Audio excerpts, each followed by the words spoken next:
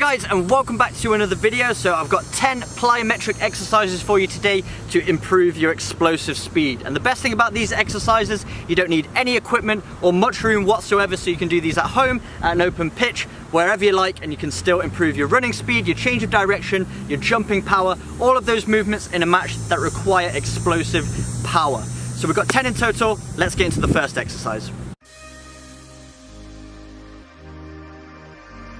Exercise 1 is jump squat. So we're taking a normal squat, which is used to build the hamstrings and the quads, and we're adding an explosive element by jumping up into the air.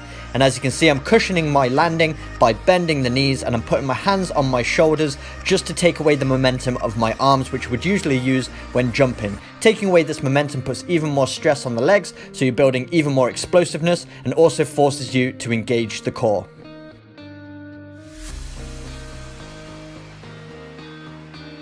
Exercise 2 is jump lunges. So this is when we bend both legs 90 degrees, one in front of the other, and then we explode up into the air by straightening both of our legs, and then we land with our opposite foot in front. And as you can see, cushioning my landing once again by bending the knee as I make impact with the ground. And this time I'm using both of my arms for balance, and they're bent 90 degrees as well. And as my right arm comes forward, my left leg comes forward, and vice versa.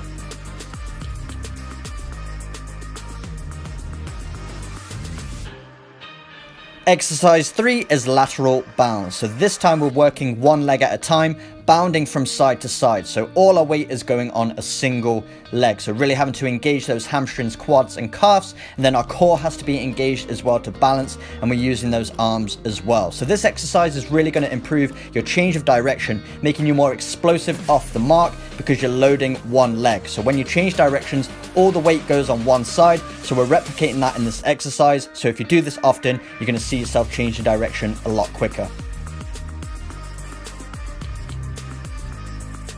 Number 4 is a skip. So we're on our toes bouncing, and then we're driving one knee up at a time. And as we drive one knee up, the opposite arm drives out in front as well. So this is working on those lower legs. As we hop on the spot, you're going to feel it burning your calves, but also engaging those hip flexors, which are really important for explosive speed.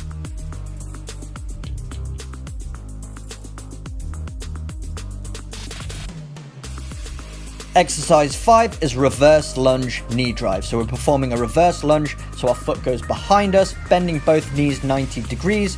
And then as we push up, we also drive our knee of our opposite leg into the air as well. So we're working all of those leg muscles, but also the hip flexors as well. And as you can see, driving the opposite arm with the opposite knee as I'm driving upwards. This is a really tiring one. I like to do 5 on each side and then 3 sets all together.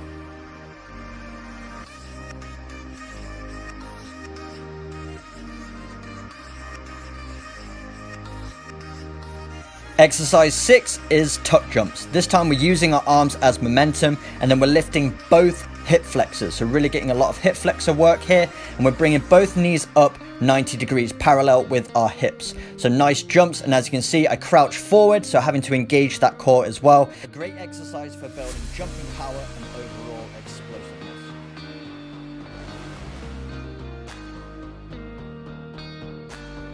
Exercise 7 is high knees. So this is a great exercise for working on not only developing your running technique, but it will increase your running speed if you do this consistently, because you're forcing yourself to synchronize those arm and knee movements. So as you can see, as my left arm drives, my right knee drives, and vice versa. And if you work on this, it's going to make your running technique a lot more efficient, a lot more explosive, and overall increase your running speed.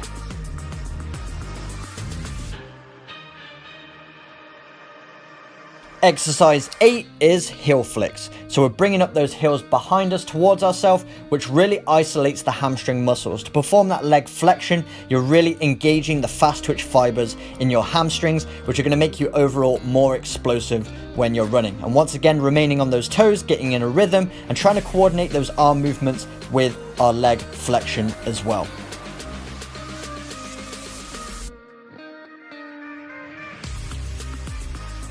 Exercise 9 is kneeling jumps. So we're starting in a kneeling position, then swinging our arms through and using that momentum to jump up off of our knees and land onto our feet. Really forcing you to engage those hip flexors. They have to be really explosive to be able to swing those legs up and engaging that core as much as possible. The combination of your hip flexors and your core should be enough to give you that momentum and power to jump back onto your feet. Really good movement for developing your explosive capabilities. Might take a little bit of practice to get this one, but when you do, you're going to see a huge translation into your performance on the pitch, in your running speed, your jumping power, and all of those movements that require maximal force in a short period of time.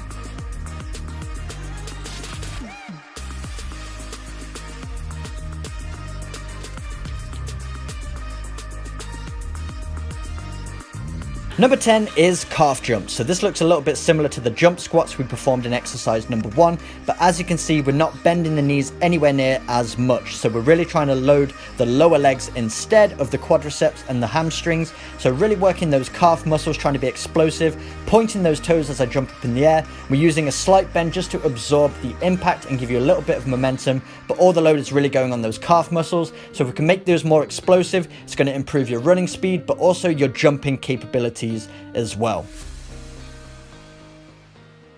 So there we go, guys. Those are the 10 exercises that you can complete anywhere just using your own body weight, but you're going to dramatically increase your running speed, change the direction, jumping power, all of those movements that require maximum force in a short space of time. And if you want to do a full workout, try each of these exercises for 10 reps all the way through 1 through 10, and then complete them 3 times. Modify them to your own fitness levels, but if you do these a few times a week with a day of rest in between, I'd recommend 3 days a week. You're going to see huge improvements in all of those areas. But if you did enjoy today's video, make sure you smash that like button, hit the subscribe button for weekly training videos, and I will see you guys in my next video.